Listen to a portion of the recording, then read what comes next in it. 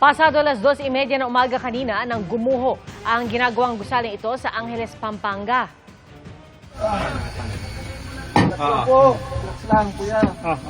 Sa video na ito mula sa Bureau of Fire Protection, sinusubukang iligtas ng rescue personnel ang isang biktimang na-trap sa ilalim ng guho.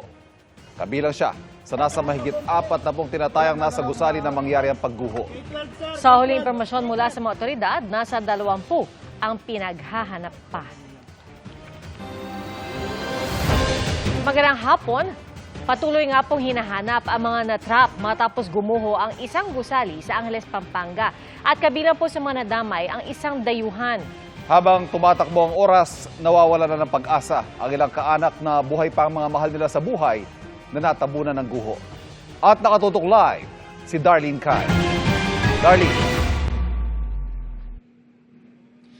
Ivan Pia, kapapasok lang na impormasyon, meron nang na-recover na bangkay ng isang lalaki mula rito sa gumuhong ginagawang gusali sa Angeles City, Pampanga. Ayon sa BFP, siya raw yung lalaking Malaysian national na nagsistay sa isang apartel na katabi ng guho. Kahirapan yung ginagawa na rescue operations dito dahil mano-mano yung pagtatanggal sa debris.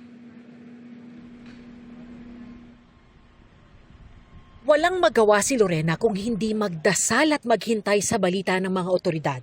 Kasama ang kanyang kapatid at hipag sa mga natabunan ng gumuhong ginagawang hotel sa Angeles City, Pampanga. Nagtitinda kasi ang mag-asawa malapit sa gumuhong ginagawang gusali. Kanina pa po kami alas 2 dito, wala pa po kami nalalaman. Hindi pa po namin alam kung ano nangyari sa kanila. Kasi po, nag-mic daw po sila, walang nagre-response. Kwento sa kanila ng kakilala na nakaligtas mula sa guho, natutulog ang mag-asawa sa kanilang tindahan kaya posibleng hindi sila agad nakatakbo. Sa totoo lang po, hindi na kami umaasang buhay yung kapatid ko tsaka yung hipag ko. Dahil po sa tagal At tsaka yung kapatid ko, sandali na pag hindi siya nakakahinga. Pero hanggang ngayon, wala pang update sa kanila ang mga otoridad. Karamihan sa mga biktima ay construction workers. Isa sa mga mapalad na nakaligtas si Brian Sitangco. Nangyari raw ang pagguho habang natutulog sila sa baraks na nasa ibaba ng gusali. Bumagsak yung bubong na tinuturuan ko ng baraks. Balutan pa ako ng neck. Pinunit ko na lang. Nagtamo siya ng mga sugat sa ulo, braso at mga binti. Alas 2:30 ng madaling araw. Gumuho na yung building. Natutulog na ako nun. Nasa baba kami, nandun ang baraks ko sa baba ng building. Natapunan na ako ng simento. Sinubukan niyang tawagin ang kanyang mga kasamahan pero walang sumasagot. Balutan pa ako ng neck. Pinunit ko na lang ng yung mga basag na simento.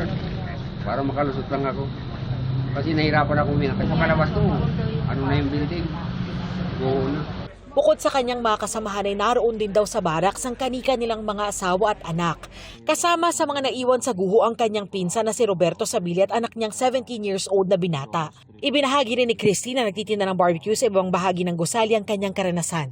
Manik po siya ng malakas. Tumakbo na kami, tapos sinila ako nung barangay na naka-duty dyan. Nabigla rin ako. Akala po namin doon. Dahil sa pagguho, nagtamo siya ng mga sugat at pasa sa katawan matapos matamaan ng mga kable at mga bato.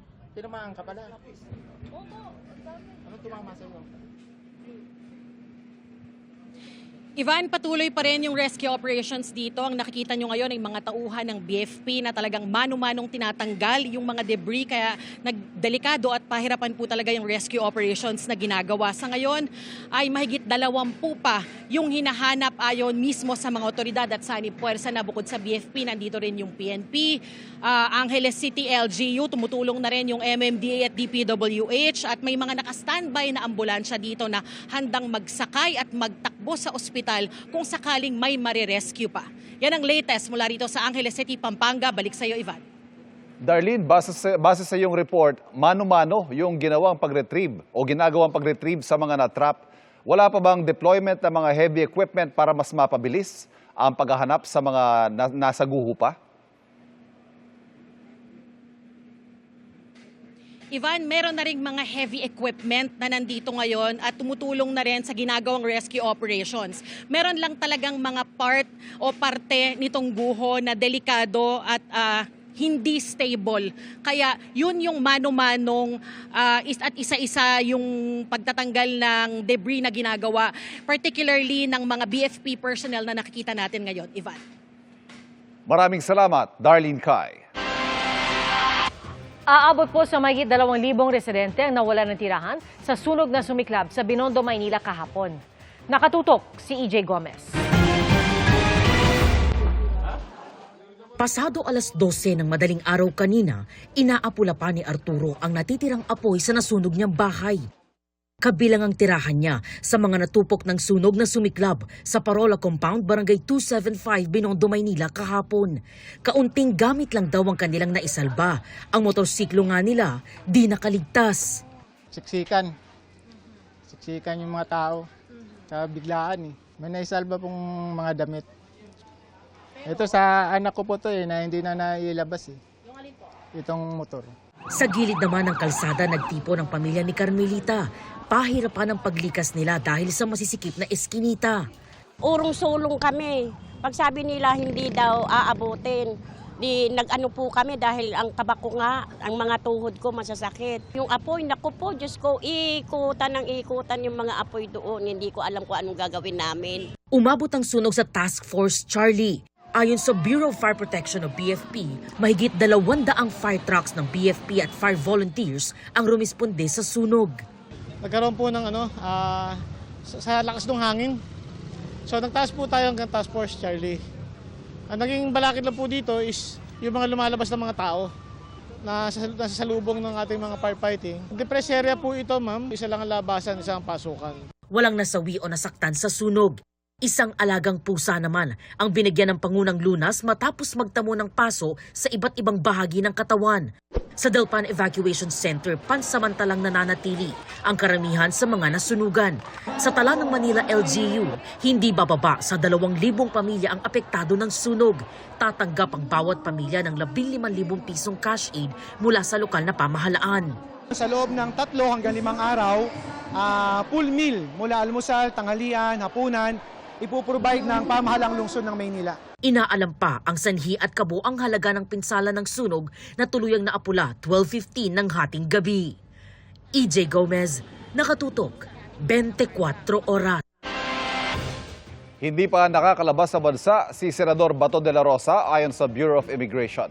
Taliwas po yan sa nagba-viral ngayon sa social media na nasa New York sa Amerika ang senador. Nakatutok si Dano Tingkungko. Naglaho ng parambula si Senator Bato de la Rosa mula ng lisanin ng Senate Building noong May 14, ilang oras matapos magkaputukan sa Senado. Sabi ni Senador Robin Padilla, bumaba si de la Rosa sa Makati at doon sinundo siya ng kanyang sasakyan. May nagba-viral na post ngayon ng grupong nagpapakilala mga taga-suporta ni Vice President Sara Duterte sa New York at nagsasabing naroon umano si de la Rosa. Pero ayon sa Bureau of Immigration, wala silang namomonitor na nakalabas ng bansa si de la Rosa. Patuloy na nakaalerto ang mga tauhan ng BI ngayong nasa Immigration Lookout Bulletin Order ang senador. Doon sa ating mga international ports of entry and exit, wala po tayong recently recorded na biyahe po. Yung actual na nakita nyo siya halimbawa sa isang airport, kailangan nyo siyang i-hold doon? We have to seek the confirmation with the relevant government agencies. Sabi ng isa pang abogado ni De La Rosa na si Attorney Israelito Torion, wala na siyang kontak kay De La Rosa. After that, no contact anymore. But I am in constant contact with the members of the family. Always. Almost, almost every hour, nagka-communicate kami. Itinuturing ng NBI na armed and dangerous si De La Rosa, bagay na inalmahan ng kanyang abogado. Itinanggihan ng isa pa niyang abogadong si Attorney Jimmy Bondoc. Ang NBI anya ang gumagamit ng armado mga tauhan para ipatupad ang arrest warrant na hindi pa napoproseso ng isang local court. Giit pa ng abogado ni De La Rosa, hindi pa dapat ipatupad ang arrest warrant kahit ibinasura ng Korte Suprema ang hiling nilang temporary restraining order laban dito. Dano Tingkungko, nakatutok, 24 oras.